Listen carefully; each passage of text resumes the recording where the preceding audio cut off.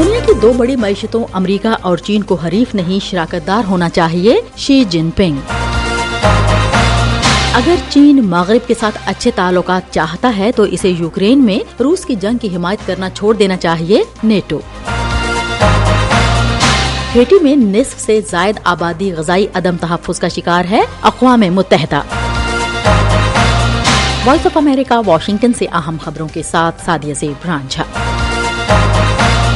چینی صدر شی جن پنگ نے امریکی وزیر خارجہ اینٹنی بلنکن سے ملاقات میں کہا کہ دنیا کی دو بڑی معیشتوں کو حریف نہیں شراکت دار ہونا چاہیے، لیکن تعلقات میں بہتری کے لیے متعدد مسائل کو حل کرنا ضروری ہوگا۔ سرکاری نشریاتی ادارے CCTV کے مطابق بیجنگ کے عظیم ہال آف دی پیپل میں اینٹنی بلنکن سے ملاقات کرتے ہوئے شی نے کہا کہ دونوں ملکوں نے گزشتہ سال صدر جو بائیڈن سے ملاقات کے بعد کچھ مثبت پیش رفت کی ہے، لیکن ابھی بھی بہت سے مسائل ہیں جن کو حل کرنے کی ضرورت ہے۔ اینٹنی بلنکن کا کہنا تھا کہ امریکہ اور چین مصنوعی ذہانت سے متعلق خدشات کو دور کرنے کے لیے اپنی پہلی باضابطہ بات چیت کریں گے۔ انہوں نے نامہ سے بات کرتے ہوئے کہا کہ ہم نے مصنوعی ذہانت پر پہلی امریکہ چین بات چیت کے انعقاد پر اتفاق کیا ہے، جو کہ آنے والے ہفتوں میں منعقد کی جائے گی۔ بلنکن نے چین کی روس کے ساتھ حمایت پر تشویش کا اظہار کرتے ہوئے کہا کہ یوکرین پر ماسکو کا حملہ بیجنگ کی حمایت پر منحصر ہے اور ان کے خیال میں روس چین کی حمایت کے بغیر یوکرین پر اپنے حملے کو برقرار رکھنے کے لیے جدوجہد کرے گا۔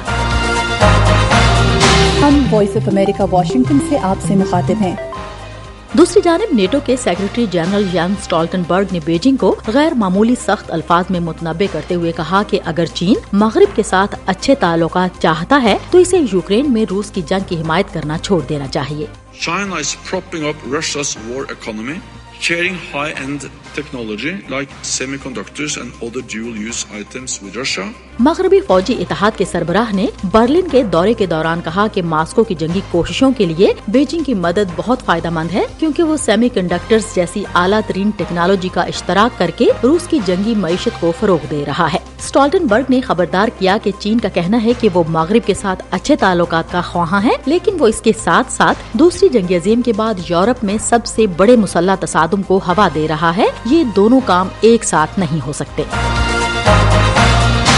روس کی تاس نیوز ایجنسی نے وزیر دفاع سرگئی شوئیگو کا حوالہ دیتے ہوئے بتایا کہ نیٹو کے فوجیوں نے ان کی سرحدوں کے قریب آ کر روس کے لیے اضافی خطرات پیدا کر دیے ہیں، لیکن ماسکو کی نیٹو ریاستوں پر حملہ کرنے میں کوئی فوجی یا جغرافیائی سیاسی دلچسپی نہیں ہے۔ شوئیگو نے اپنے بیان میں یہ بھی کہا کہ واشنگٹن جان بوجھ کر اپنے شراکت داروں سمیت غیر معمولی دباؤ ڈال کر یوکرین کے تنازع کو طول دے رہا ہے۔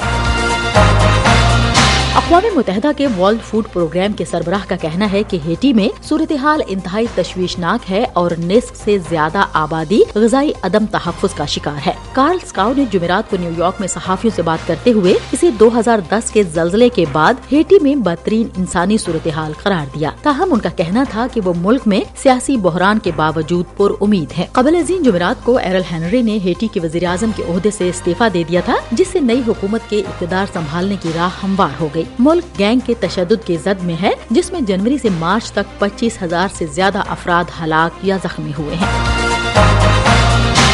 اور افغانستان میں 2023 میں ملیریا کے کیسز میں اضافہ ہوا اور طالبان کی وزارت صحت اور اس کے شراکت داروں نے 2023 میں ملک بھر میں ملیریا کے 1,80,000 سے زیادہ کیسز رجسٹر کیے ہیں۔ وزارت کے اعداد و شمار کے مطابق ان میں سے زیادہ تر کیسز پاکستان کی سرحد کے ساتھ واقع افغانستان کے مشرقی اور جنوب مشرقی صوبوں میں درج کیے گئے۔ اقوام متحدہ کے ترقیاتی پروگرام کے حکام نے جمعرات کو کابل میں ایک اجتماع کو بتایا کہ پاکستان ملیریا کے مراکز میں سے ایک ہے اور وہاں سے واپس آنے والے افغان افراد اس مرض کی ملک میں منتقلی کا باعث بنتے ہیں۔ وائس آف امریکہ واشنگٹن کی اردو سروس سے خبروں کا یہ بلیٹن اب ختم ہوتا ہے۔ میں ہوں سعدیہ زیب رانجھا اور ایڈیٹر تھی بہجت جیلانی۔